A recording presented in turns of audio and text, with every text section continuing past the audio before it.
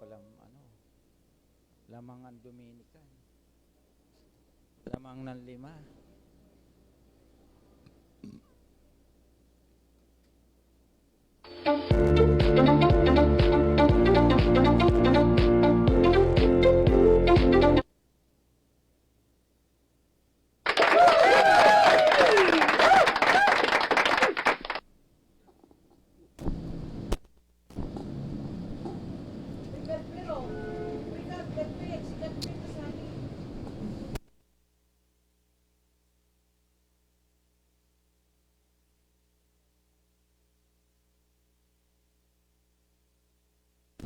Okay, so magandang gabi sa lahat ng nakikinig at sumusubaybay ng ating programang Manibela ng Masa on the Go. Nandito naman po tayo at magkakasama-sama sa loob ng isang oras. Para sa opinyon, talakayan, inaing ng bayan, tumawag lamang sa 0956-512-2086. Siyempre, dito lamang po yan sa impilan ng Paranaque Net Radio Worldwide.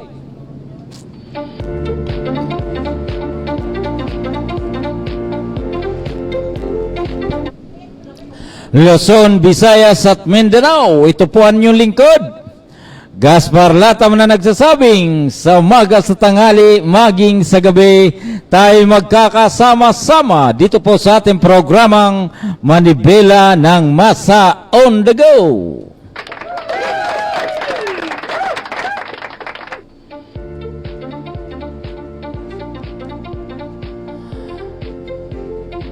Ngayon po ay Biyernes, August 25, 2023. At sa kasalukuyan po ay nagsimula na po yung FIBA. At sa kasalukuyan po ay napapalaban po ang Gilas Pilipinas laban sa Dominican Republic. At tila ang labanan ay talagang mabigat. At tila nauungusan po ang Gilas. Nasa kasalukuyan po ay tuloy-tuloy ang laban diyan po sa Philippine Sport Arena. Diyan po sa lalawigan ng Bulacan, sa bayan ng Bukawi naman.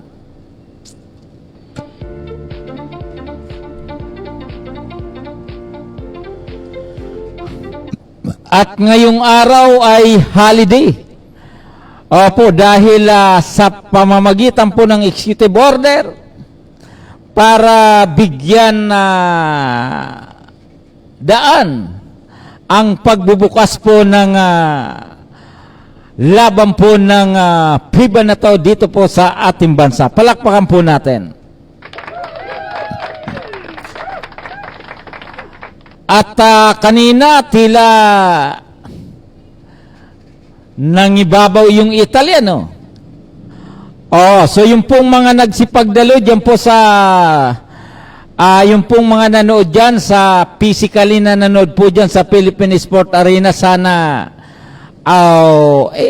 sa ngayon nakasalang yung Gilas. Sana samahan nyo na po ng panalangin at palakpak ng masinsinan. Total, atin naman yan, di ba? Tayo, 27 to 27. Lumamang ng dalawa yung Philippines. Talaga naman, sana tuloy-tuloy na yan. Dahil, siyempre, majority ang karamihan pong mga nanonood dyan, siyempre mga Pilipino yan, sa kahit papano sumigaw kayo, pumalakpak o kung ano pa man, basta ang importante, suportado po natin ang Gilas Pilipinas. Opo, so ngayon po ay Biyernes at siyempre simba ng Quiapo. At yung pong ating mga kaibigan na nandiyan po sa lugar ng Maynila.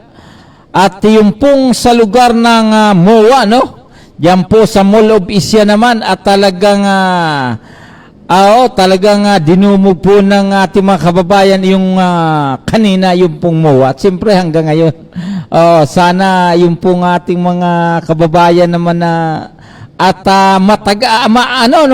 matagal po ang ngayon, di ba? Long holiday, long weekend, Biyernes, Sabado, Linggo, Lunes. At pagdating ng Lunes, holiday, pero open yung COMELEC dahil yan yata ang simula ng filing of Certificate of Candidacy sa darating na Lunes, May 20, 2023. Talagang tuloy na po yung barangay election. Talagang no retreat, no surrender, laban-laban.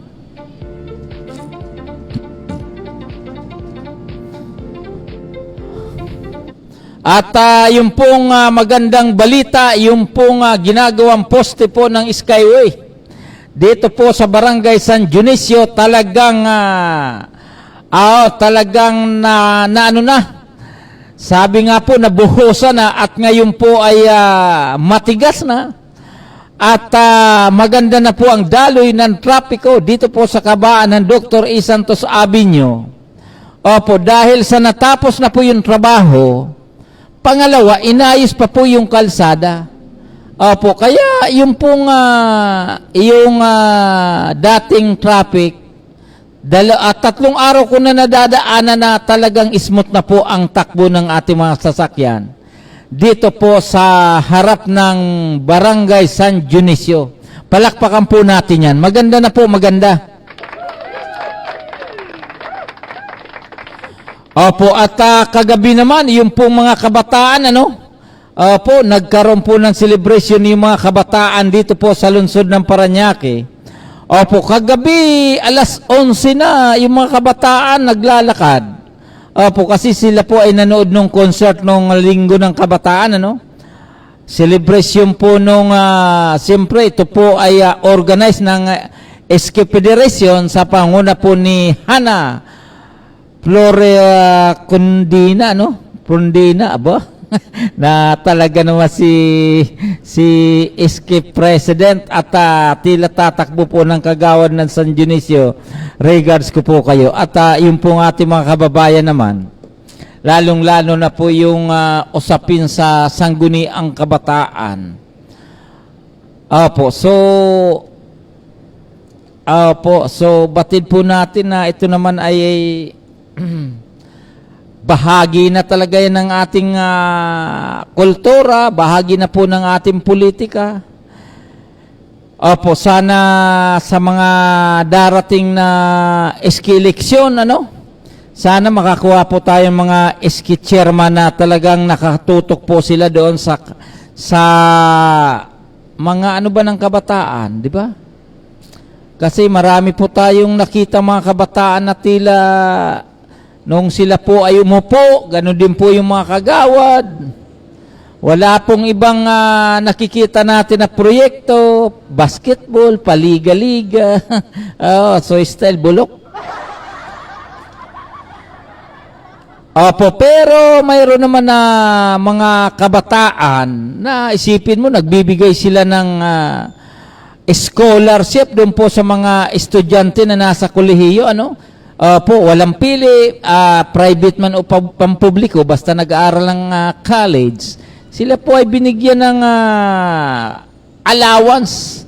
Po, isa po rito yung Barangay Baclaran, na ulit na po natin ito, nasabi na rin po natin, na ang kanyang programa, maliban po doon sa paliga, basketball, volleyball, at kung ano pa pong mga palaro, mayroon pa po silang mga sabi nga, may mga team building, may mga seminars na ginagawa. Maliban po doon, mayroon pa po silang naitutulong doon sa mga estudyante na sa kasalukuyan po ay nag-aaral sa kolehiyo. Palakpakan po natin. Opo, sana all, sana all.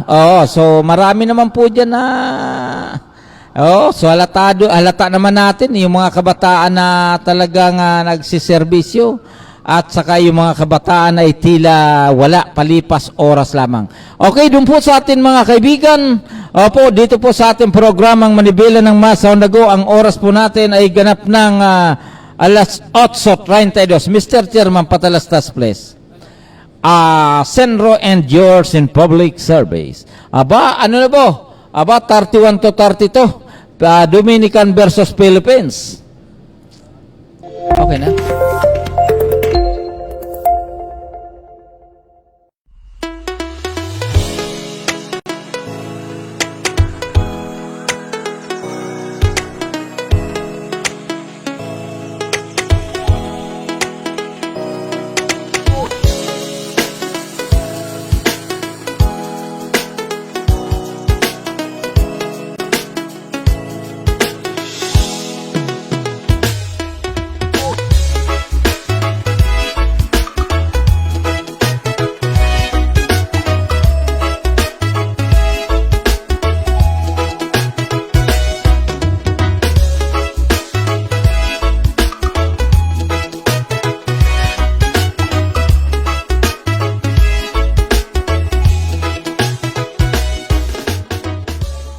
Mark Allen Besa to deliver his message of support.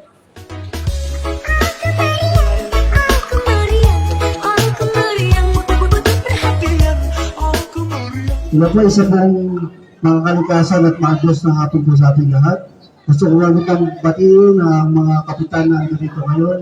Si Kapitan Noel Rapdos ng Barangay San Isidro, ang aking idol. Kaya po, si Kapitan John Quezon ng Barangay Tambo. At si Kapitan Marilyn Burgos ng Barangay Donggala, kayo nandito. At yung mga kagawad, si Kagawad Lani, Kagawad Darwin. Salamat po sa Asyanas, bangunan po ni Engineer Risa. Dahil po siya po yung aming adapters, kaya po kami nagkaroon ng award ng Gawad Taga-Ilog at champion po sa liquid waste sa tulong po ni Kapitana Jen ng Barangay Tambo. Okay, ayun lamang po siguro at magandang hapon po sa atin na.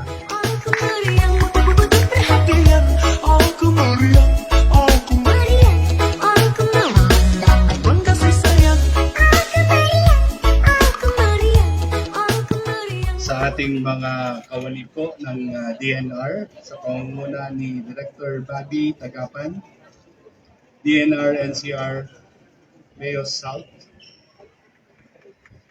kay Engineer Risa Montances. Magandang hapon po sa lahat ng ating mga kaibigan from the DNR Metropolitan Environmental Office South, our gracious hosts from SM Sukat, and of course, our kababayans from the city of Parañaque, and welcome to today's Gawad Taga-Ilog Roadshow 2023. Our lead agency for all of these programs is CENRO, the City Environment and Natural Resources Office, under the leadership of Mr. Mark Allen Besa.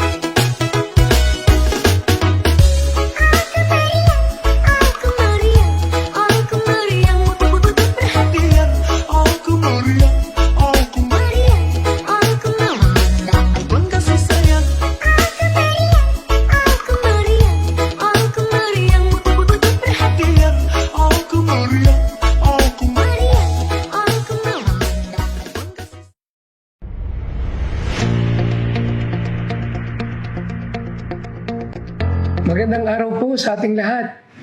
Nananawagan po tayo sa ating mga kababayan, lalong-lalo na sa biyahero, mga meat vendors, at sa ating mga namimili na magkaisa sa ating kampanya laban sa African Swine Fever o ASF sa pangunguna ng Bureau of Animal Industry.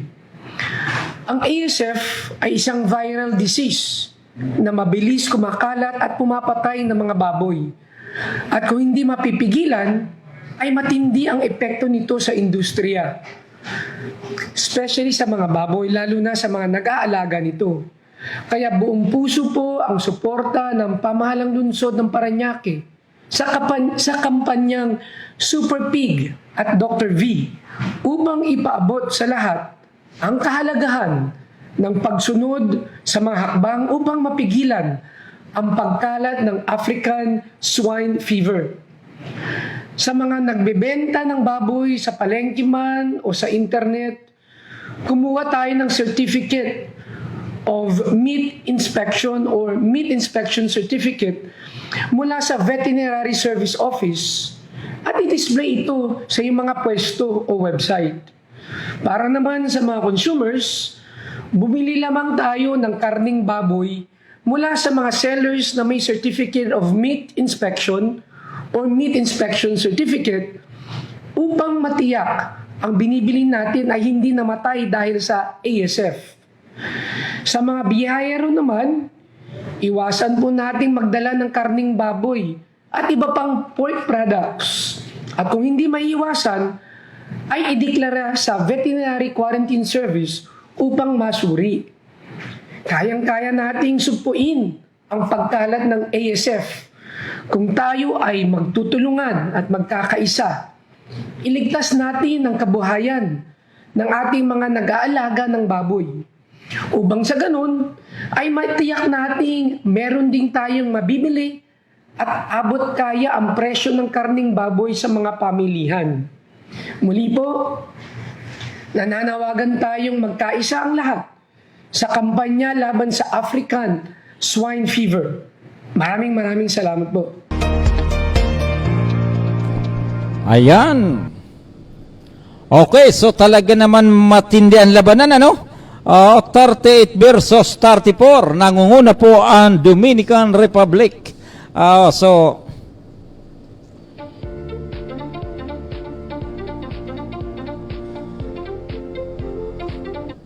Okay, so bago po tayo magpatuloy sa ating programa, regards po natin yung pong mga nasa online. Ito pong si ating pamangkin na si Adelaida de la Cruz. At ganun din po itong ating kaibigan. Ito pong si Kagawad Rodi Avila. Parang hindi pa nakita, Mr. Chairman, ano? Na siya naman po ay matagal na pong nanunungkulan diyan po sa lugar ng San Antonio sa bilang kagawad. So regards po natin, ito pong si Kabayan Kagawad Rodi Avila. At ganun din po yung ating mga kasama diyan po sa lugar ng Fairview. Ito pong Unit 12, direkta ni kasamang Cap Rede Lopez. Palakpakan po natin.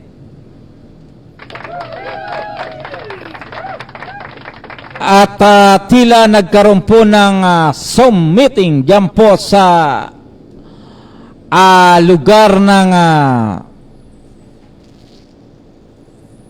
kasama po ang Values Formation, ano? Opo, so batid po natin na ang ating mga kasama, yung pong Unit 1, Manibela ng Masa on the go. Unit 2, Patay-Patay, Values. Po yung Unit 3 ni CFC FGI, Garden Community, tila limot na. At ganun din po yung Unit 4 at Unit 5. At yung kasama po natin sa Unit 5 dati, ito pong San Bali. Regards po natin si Kagawad Tino Castrense, dyan po sa Barangay San Bali. At ganun din po yung Unit 6, Media Patrol. At yung pong Unit 7, ito pong Express Parañaque News, at saka po itong Ratsada News Unit 8 dyan po sa Muntinlupa. Regards po natin. At yung pong unit ni Juju Santico, yung pong Usapang Kalye. At ganoon din po itong At Your Service ni Professor John Matundan. Regards ko po kayo, regards ko po kayo.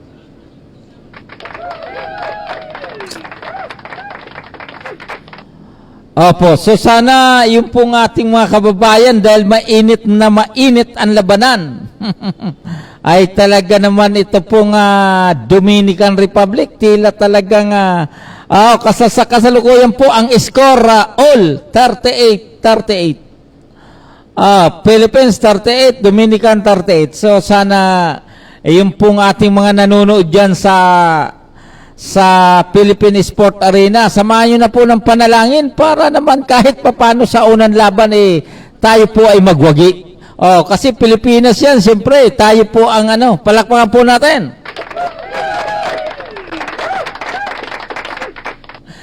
So hindi tuloy tayo hindi tayo focus sa ating programa dahil ang labanan po ongoing. Actually, talaga naman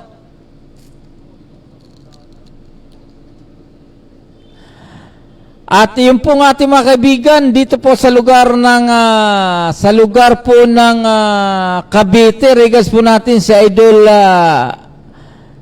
Idol Sunny Ilustre. Diyan po sa Cavite City. At ganun din po yung ating kasama diyan po sa Dasmariñas.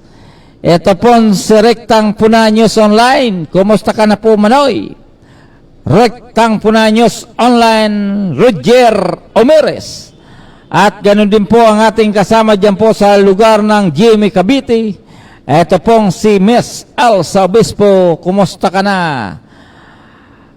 Kasamang Elsa. At ganun din po ang ating mga kaibigan dyan po sa lalawigan ng Rizal. So regards po natin at batid po natin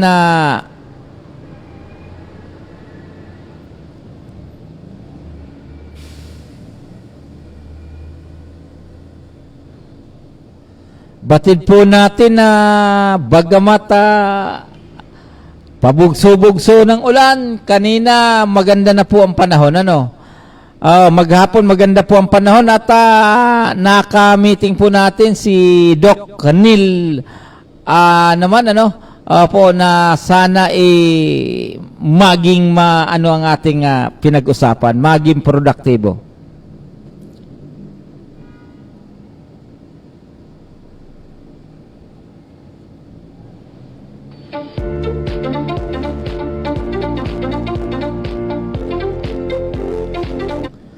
Opo, kanina po pala, nang tayo po ay tumingin doon po sa ating FB page, may nakita po tayong magandang nakapost doon.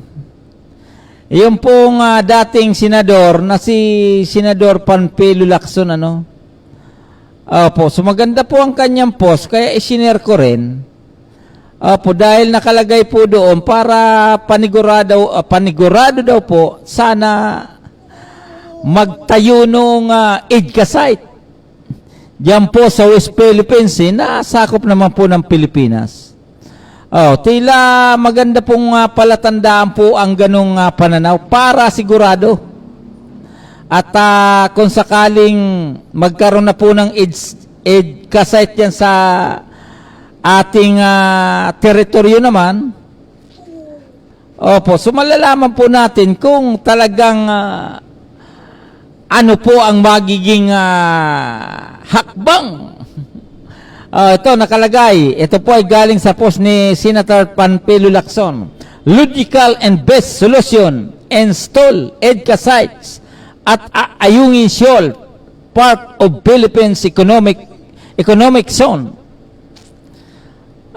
Talaga naman. Ito po na maganda. Magtayo na po kayo ng EDCA sites dyan. Total tayo naman ay magkakampi. Wala naman pong ibang layunin kundi maging maayos po ang ating seguridad dyan po sa yung issue na yan, nasa kasalukuyan ay maghahatid lang po tayo ng pagkain, hinaharangan pa tayo, parang ayaw na po tayong hanggat maaari, sinasabi na wag na kayong magdala dyan ng pagkain kasi amin na yan. Oo, di ba? Sana wag naman ganon. Oo, teritoryo natin tapos binubuli tayo. At sinasabi na kaya tayo pinadaan dyan dahil sa usapin ng humanitarian consideration.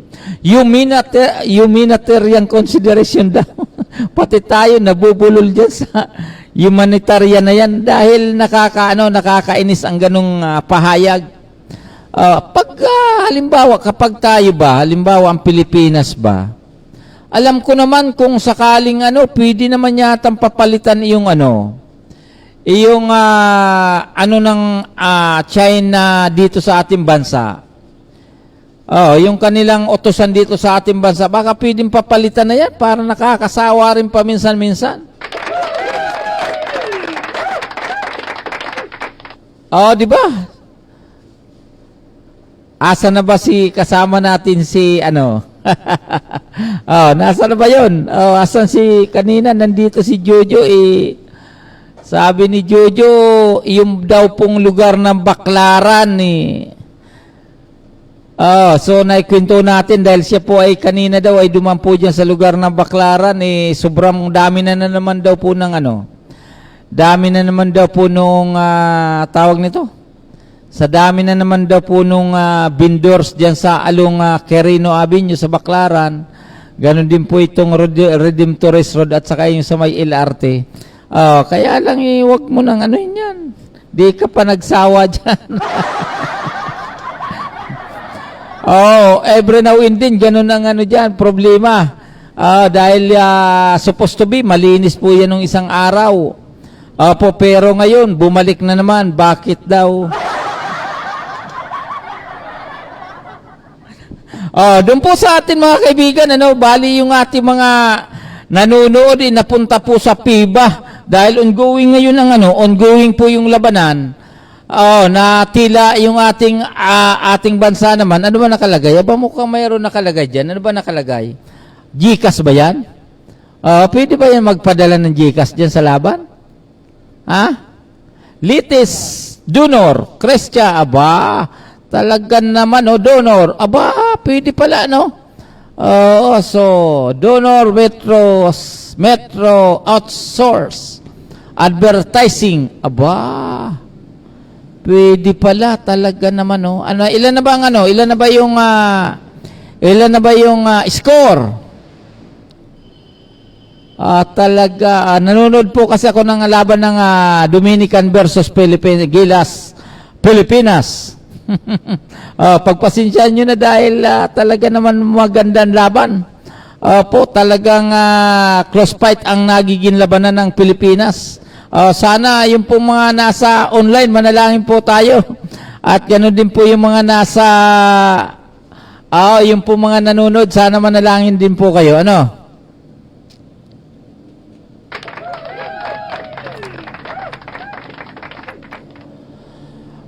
So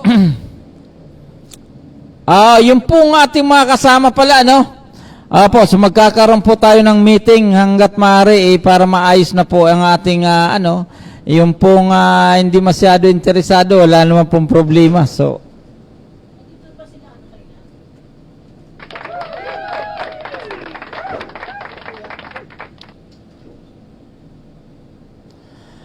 so ang latest score, ano ba ang latest score? Parehas lang, all 42 ba?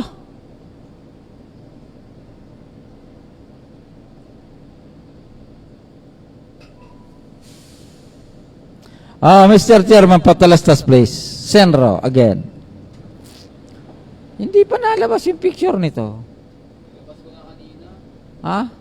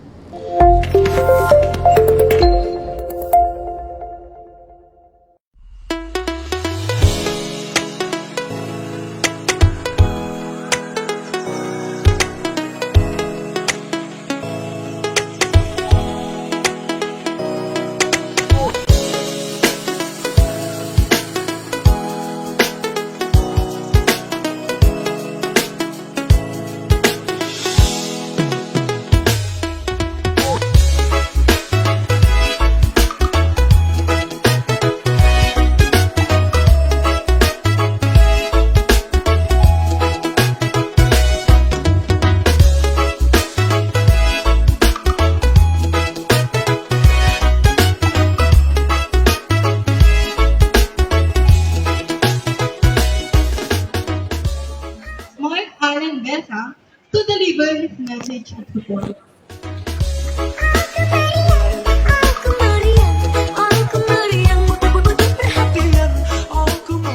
Ina po, isa pong mga kalikasan at maagos na hapon po sa ating lahat. Gusto ko magandang batiin ang mga kapitan na dito ngayon. Si Kapitan Noel Raplos ng Barangay San Isidro, ang aking idol. Kaya po, si Kapitan John Quezon ng Barangay Tambo. At si Kapitan Marilyn Burgos ng Barangay Donggala, kayo nandito. At yung mga kagawad, si Kagawad Lani, Kagawad Darwin. Salamat po sa Asyana, sa pangunan po ni Engineer Risa. Dahil po siya po yung aming adapters, kaya po kami nagkaroon ng award ng Gawad Taga-Ilog at nag-champion po sa Liquid Waste sa tulong po ni Kapitana Jen ng Barangay Tambo. Okay, ayun lamang po siguro at magandang hapon po sa atin na.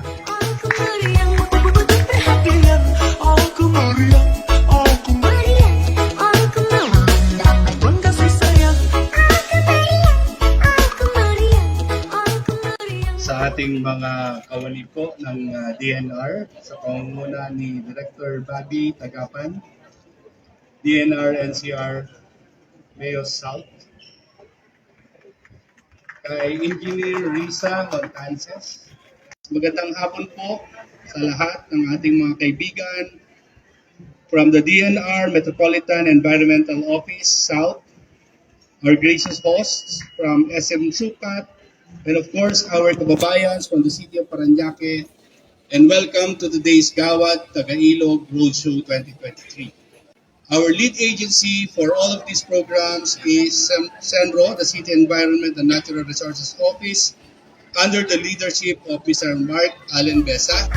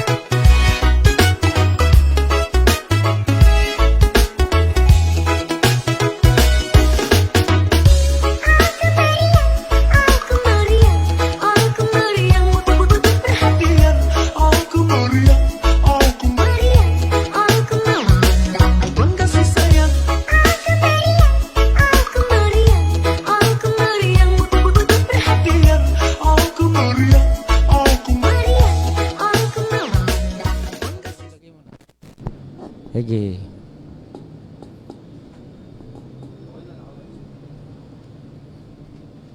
Ayan, so ang ating patalastas po ay mula po sa Senro at siyempre yung pong si Kagawad Rodi Abila. Oh, di ba? Habang lumalaban po 42-42 end of second quarter. So ongoing po ang laban. At sana uy, akala ko ilalagay mo yung ano dito sa may mukha. Sa ano ko? Akala ko dito may ilalagay sa mukha ko si Rodi. Hindi kaya. Hindi, gusto ko hindi ako makita eh. Subukan mo nga. Ayan, pabiliumpin natin si Kagawad Rodi Abila para siya ang katapat ng ano ng PIBA. Ongoing po ang laban. Aba, talaga. 15. Aba, bakit parang ano? Late ba yun?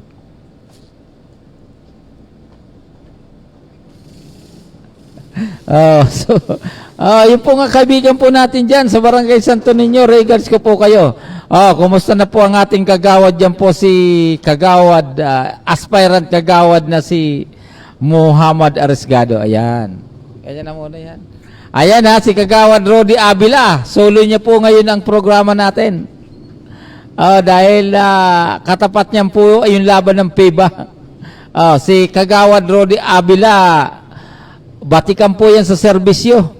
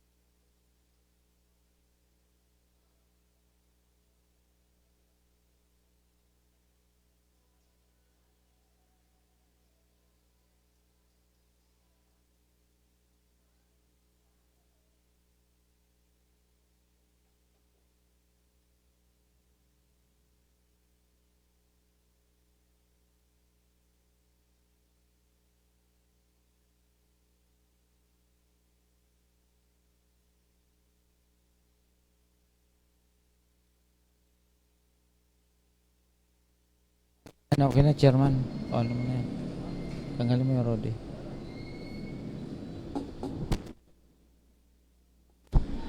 Ayan na, si Kagawad Rodi Avila. Talaga naman, so, mas yung laban ni Kagawad Rodi Avila. Dahil katapat niya, PIBA. So, yung po ng ating mga kaibigan, yung po mga nasa online, dyan po sa lugar ng nasa Philippine Sport Arena, nakasalukuyan po ay nanonood ng laban ng Dominican versus Gilas Philippines. So, regards ko po kayo. At ganoon din po, siyempre, ang ating mga kaibigan po dito sa lalawigan ng Batangas, ganoon din po dito sa lugar ng lugar na po ng Quezon, yung po ng ating kaibigan dyan po na si Miss Kabahog naman, si Malu, regards ko po kayo.